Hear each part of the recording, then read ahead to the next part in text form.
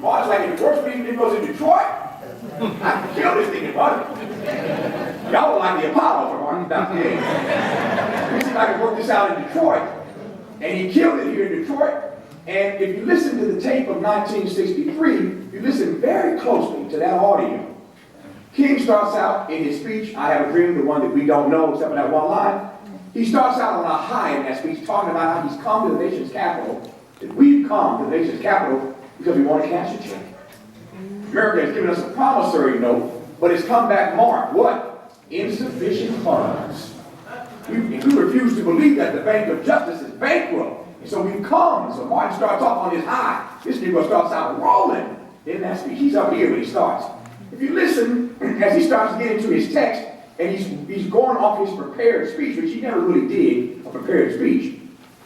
But he starts up here because he knows he's got to have this, he got to hit this moment. He's the closing speaker at the March on Washington, so he wants to get it right. So he's relying on his notes that day. So he starts out really high, and if you listen, there starts to be somewhat of an emotional lull in the speech. No speech is on high the whole time. It's like your preacher on Sunday morning. He starts and what's he do?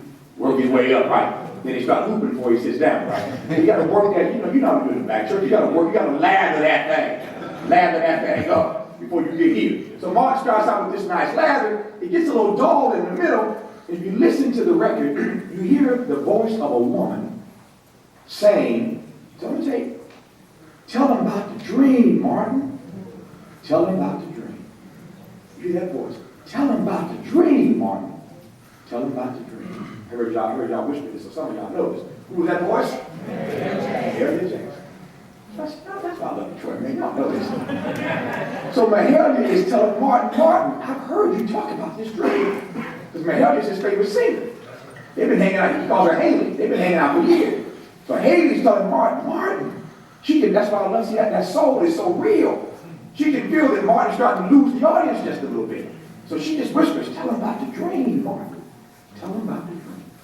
Martin pulled up that speech, put it in his pocket, and that Negro went into that Detroit dream that he just shared a few weeks earlier. And the rest, as they say, is history. He killed that thing.